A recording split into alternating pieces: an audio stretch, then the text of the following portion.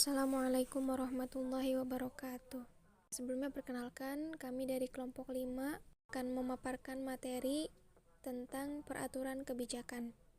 Adapun pembahasannya, yang pertama konsep dasar peraturan kebijakan, yang kedua ciri-ciri peraturan kebijakan, yang ketiga peraturan kebijakan dalam praktek, dan yang keempat adalah contoh kasus dan analisis kasus dari peraturan kebijakan. Materi yang pertama yaitu konsep dasar peraturan kebijakan. Peraturan kebijakan sendiri merupakan produk kebijakan yang bersifat bebas yang ditetapkan oleh pejabat administrasi negara dalam menyelenggarakan tugas pemerintahan. Peraturan kebijakan ini dapat dikatakan bukan hukum tetapi ketentuan. Ia tidak mempunyai dampak seperti norma hukum yang lain. Tentunya ini adalah hal yang adil mengingat kedudukan peraturan kebijakan yang tidak termasuk dalam jenis peraturan perundang-undangan karena sifatnya yang tidak legal.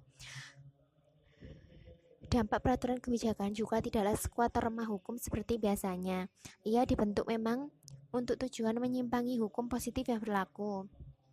Misalnya pejabat administrasi negara kadangkala mengalami suatu kondisi di mana ia harus mengambil suatu keputusan dengan cepat dan tepat karena menyangkut masyarakat banyak.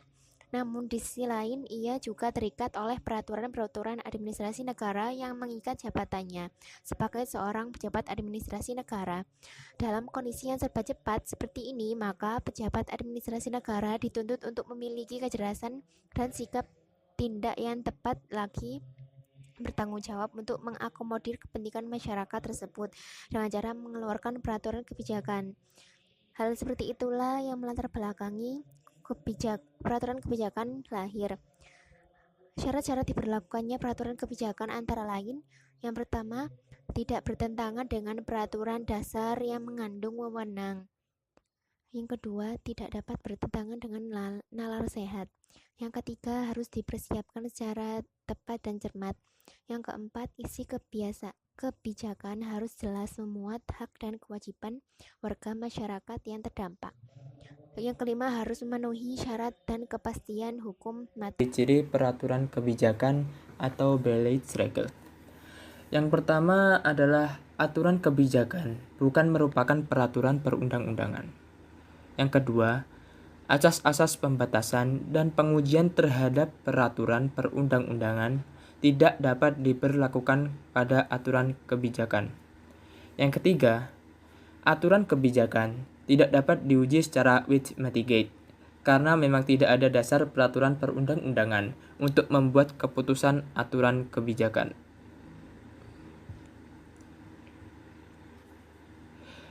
With mitigate merupakan pengujian yang dilakukan untuk mencari tahu terhadap jawaban atas pertanyaan.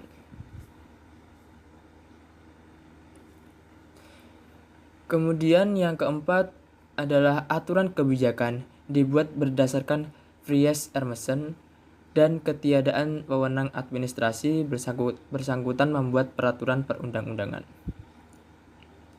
Fries-Emerson sendiri merupakan asas kebebasan dalam bertindak.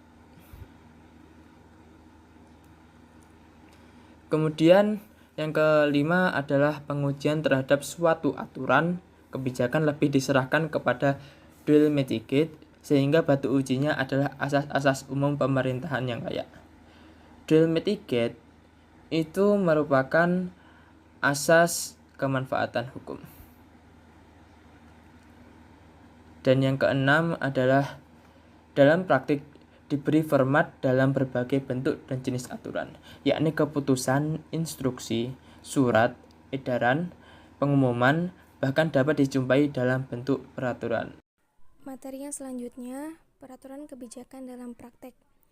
Pemerintah dalam prakteknya seringkali menggunakan peraturan kebijakan sebagai dasar hukum dalam pelaksanaan kebijakan. Peraturan kebijakan yang dibuat oleh pemerintah bentuknya bukan berupa salah satu jenis peraturan perundang-undangan yang dikenal dalam pasal 7 Undang-Undang Nomor 12 Tahun 2011. Namun dalam praktek, seringkali peraturan kebijakan memiliki kekuatan mengikat yang sama dengan peraturan perundang-undangan. Peraturan kebijakan memiliki substansi dan kekuatan mengikat yang tidak berbeda dengan peraturan perundang-undangan. Tetapi arus besar pemikiran hukum tidak mengkategorikan peraturan kebijakan sebagai peraturan perundang-undangan.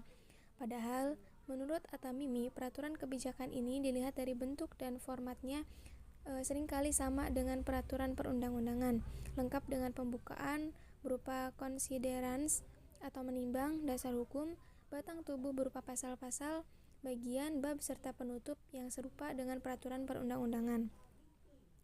Praktek tersebut menunjukkan bahwa belum terdapat kejelasan tentang format dan substansi peraturan kebijakan. Peraturan kebijakan tersebut bukanlah peraturan perundang-undangan, tetapi sifat substansinya seringkali merupakan norma pengaturan untuk umum yang seharusnya diatur melalui peraturan perundang-undangan. Kondisi seperti ini dalam praktiknya tentu dapat menimbulkan ketidakpastian hukum, terutama dalam hal kekuatan mengikatnya. Oleh karena itu, seharusnya peraturan kebijakan diatur dalam undang-undang untuk mencegah penggunaan peraturan kebijakan secara sewenang-wenang. Nah, selain kebijakan yang bersifat terikat berdasarkan peraturan perundang-undangan, pemerintah atau pejabat administrasi negara juga dapat menetapkan kebijakan-kebijakan yang bersifat bebas. Nah, kebijakan yang bersifat bebas ini ditetapkan oleh pejabat administrasi negara berdasarkan kewenangan kebebasan bertindak. Kebijakan yang bersifat bebas ditetapkan dan dijalankan oleh pejabat administrasi negara dalam rangka menyelesaikan suatu keadaan yang pada dasarnya belum ada peraturan atau belum diatur dalam undang-undang. Untuk menegaskan asas konsistensi, kebijakan pejabat administrasi negara yang bersifat bebas tersebut perlu dituangkan dalam suatu bentuk formal atau suatu format tertentu yang lazim disebut dengan peraturan kebijakan. Dengan demikian, peraturan kebijakan merupakan produk kebijakan yang bersifat bebas yang ditetapkan oleh pejabat-pejabat administrasi negara dalam rangka menyelenggarakan tugas pemerintahan. Nah, kebijakan pejabat administrasi negara tersebut kemudian dituangkan dalam suatu format tertentu supaya dapat diberlakukan secara umum. Menurut Bagirmanan, dengan adanya peraturan kebijakan tersebut akan terjamin ketaat-asasan tindakan administrasi negara dan untuk setiap peristiwa yang mengandung persamaan kepastian hukum dan tindakan-tindakan yang dipercaya karena didasarkan pada peraturan yang sudah tertentu. Jika kebijakan pejabat administrasi negara yang bersifat bebas dituangkan dalam suatu peraturan kebijakan, setiap anggota masyarakat dapat dengan mudah mengetahuinya, sehingga setiap orang yang memenuhi syarat memiliki kesempatan dan Selanjutnya peluang yaitu yang contoh sama Bailey untuk memperoleh Regel keuntungan-keuntungan atau yang mungkin dapat diperoleh kebijakan dari peraturan, kebijakan tersebut. yaitu contoh dari keputusan Rektor Universitas Indonesia tentang ketentuan penyelenggaraan pembelajaran mahasiswa Universitas Indonesia. Bahwa Rektor Universitas Indonesia menimba bahwa Universitas Indonesia sejak tahun akademik 2006 sampai 2007 telah menerapkan satu sistem administrasi akademik menggunakan SIAK-NG untuk semua program studi dan jenjang pendidikan di lingkungan Universitas Indonesia. Yang kedua, bahwa pada setiap awal semester mahasiswa Universitas Indonesia untuk dapat mengikuti kegiatan akademik diwajibkan melakukan registrasi administrasi dan akademik. Yang ketiga, bahwa telah dikembangkan administrasi pendidikan yang terpadu melalui penggunaan sistem berbasis teknologi informasi di Universitas Indonesia untuk semua jenjang pendidikan. Sehubungan butir A, B, dan C di atas, diperlukan adanya ketentuan penyelenggaraan pembelajaran mahasiswa dengan keputusan Rektor Universitas Indonesia. Mengingat dari Undang-Undang Peraturan Pemerintah dan keputusan MWA UI bahwa Rektor memutuskan menetapkan tentang ketentuan penyelenggaraan pembelajaran mahasiswa Universitas Indonesia bagian pertama, yaitu pasal 1 tentang pengertian universitas, kedua mahasiswa, pendidikan akademik, pendidikan vokasi, pendidikan profesi, mahasiswa aktif, mahasiswa tidak aktif, registrasi administrasi, aktif di program studi, dan lain sebagainya. Di sini pasal 1 jelaskan tentang pengertian dari poin-poin tersebut. Untuk bagian kedua, yaitu tentang program pendidikan. Universitas Indonesia mempunyai tugas pokok menyelenggarakan pendidikan akademi, vokasi, dan profesi dalam sejumlah disiplin ilmu pengetahuan, teknologi, budaya, dan seni dalam tatanan yang jenjang pendidikan akademi terdiri atas jenjang pendidikan sarjana, pendidikan magister, dan jenjang pendidikan dokter. Yang B, jenjang pendidikan vokasi terdiri atas program pendidikan diploma 3. C, jenjang pendidikan profesi terdiri atas pendidikan profesi jenjang pertama, jenjang kedua, dan jenjang ketiga. Untuk bagian yang ketiga yaitu tentang masa registrasi. Di masa registrasi ini terdapat beberapa poin juga. Yang pertama yaitu registrasi administrasi semester 1, yang 2, 3, dan semester gasal ini dilaksanakan dalam kurun waktu mulai pertengahan sampai akhir bulan Agustus tahun yang bersangkutan, kecuali dan lain hal disesuaikan dengan jadwal masing-masing fakultas atau program studi. Registrasi akademik semester genap dan registrasi akademik semester pendek ini dijelaskan dalam pasal 3. Yang ke pasal 4 yaitu sanksi. Dijelaskan bahwa mahasiswa yang tidak melaksanakan registrasi administrasi tidak dapat melakukan registrasi akademik. Dan selanjutnya bagian yang keempat yaitu tentang persyaratan administrasi registrasi akademik. Tersedianya kalender akademik, tersedianya kurikulum, jadwal kelas, pembimbingan akademik, serta sistem informasi akademik SIAKNG. Yang selanjutnya pasal 6 yaitu tentang sistem informasi akademik Next Generation atau SIAKNG. Yang kedua, bagaimana penggunaan SIAKNG. Selanjutnya yaitu di sini banyak poin-poin kita bisa lewati. Yang selanjutnya, pasal ke-7 keamanan sistem informasi. Pasal 7 ini memuat untuk dapat mengakses sistem informasi yang ada di UI, seorang sivitas akademi di lingkungan Universitas Indonesia harus memiliki username dan password.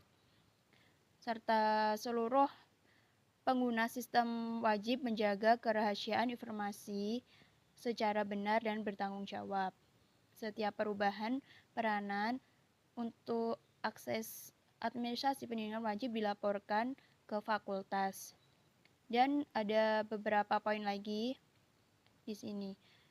Yang selanjutnya pasal 8 yaitu kalender akademik.